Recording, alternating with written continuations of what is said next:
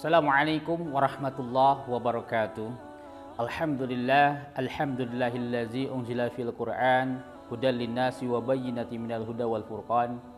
Asyhadu an la ilaha illallah wahdahu la syarikalah wa asyhadu anna Muhammadan abduhu wa rasulullah nabiyya ba'dah. Amma ba'du. Pemirsa yang dirahmati Allah Subhanahu wa taala.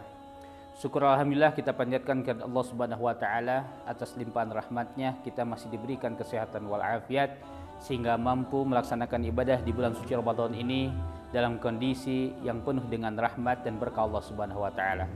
Salawat serta salam tercurahkan kepada baginda alam yakni habibana wa nabiyana Muhammad sallallahu alaihi wasallam.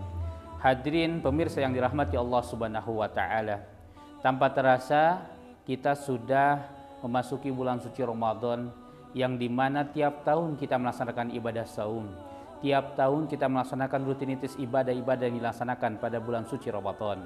Tapi tentu esensi dari Ramadan itu harus senantiasa kita bisa mengambilnya dengan sebaik-baiknya. Lalu apakah esensi daripada melaksanakan ibadah bulan suci Ramadan ini, terutama ibadah saum?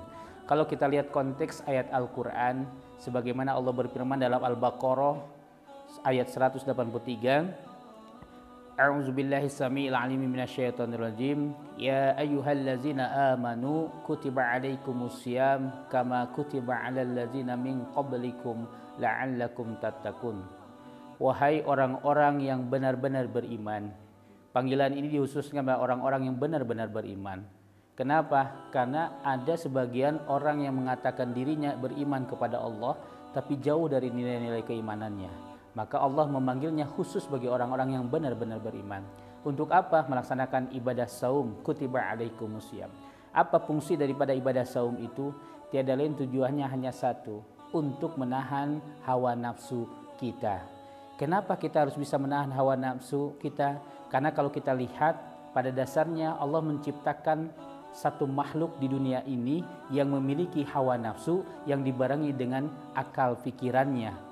Siapa dia? Yang disebut dengan Al-Bashar. Al-Bashar itu adalah manusia, kita sendiri.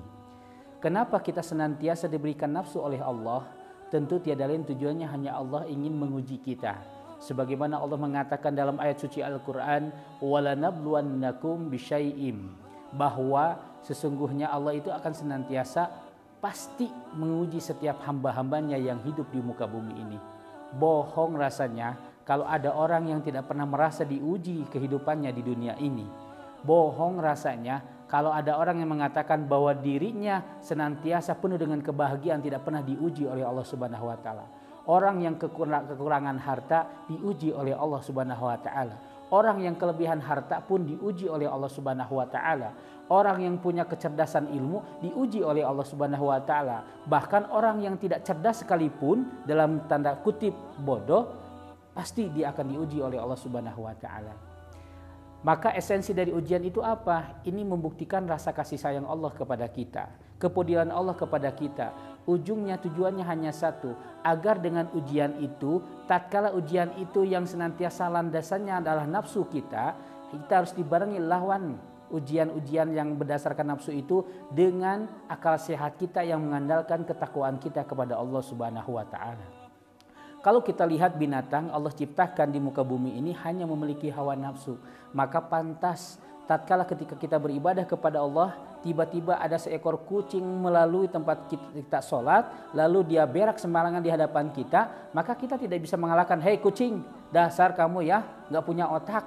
Ya tidak akan bisa menyalahkan kucing. Kenapa? Karena kucing hanya diberikan hawa nafsu oleh Allah Subhanahu wa taala. Namun ingat, ada makhluk yang Allah ciptakan yang tidak hanya memiliki hawa nafsu tapi akal pikiran. Siapa dia? Al-Bashar, yaitu manusia. Yang tentu dengan akal pikirannya dia harus senantiasa mengimbangi dirinya melawan hawa nafsunya. Tujuannya apa? Hawa nafsu itu dilawan. Tiada lain seperti bagaimana kita ibadah saum menawan hawa nafsu kita berupa makan, minum dan jima. Tujuannya hanya satu, la'allakum tattaqun, agar kita mampu ketakwaannya kepada Allah Subhanahu wa taala. Maka bagaimana cara menahan hawa nafsu itu? Kita lawan dengan ketakwaan kita kepada Allah Subhanahu wa taala. Ketika hawa nafsu muncul, emosi, marah, ya, maka saat itu munculkan ketakwaan kita kepada Allah dengan nilai kesabaran, karena niscaya dengan kesabaran itu hawa nafsu, emosi marah itu akan semakin reda dalam diri kita. Ketika rasa hawa nafsu kita muncul kebohongan, maka munculkan ketakwaan kita kepada Allah dengan nilai kejujuran, karena niscaya dengan didikan Ramadan, apalagi kita dididik, dibina oleh Allah, hanya satu, menanamkan sifat muraqabah, merasa diawasi oleh Allah Subhanahu wa taala, sehingga dimanapun kapanpun kita akan senantiasa berbuat kebaikan atas dasar ketakwaan kita kepada Allah, sehingga hawa nafsu yang ada di dalam manusia ini hilang begitu saja karena nilai ketakwaannya kita kepada Allah Subhanahu wa taala. Hadirin rahimakumullah, mudah-mudahan di bulan Ramadan tahun ini kita diberikan kekuatan oleh Allah sehingga tergolong oleh orang-orang yang senantiasa mampu meningkatkan ketakwaan kita kepada Allah, sehingga nafsu yang kita miliki, terutama nafsu yang senantiasa nafsu menuju arah kejelekan, kejahatan, kemaksiatan, dosa kepada Allah, hilang dengan adanya ketakwaan kita kepada Allah Subhanahu wa taala. Mudah-mudahan senantiasa kita dilimpahi oleh Allah keberkahan dengan ketakwaan kita kepada Allah Subhanahu wa taala setiap waktu, setiap menit, setiap detik, setiap jam, setiap hari, setiap pekan dan setiap bulannya, sehingga kita tergolong orang-orang yang la'allakum tattaqun. Terima kasih. Wassalamualaikum warahmatullahi wabarakatuh.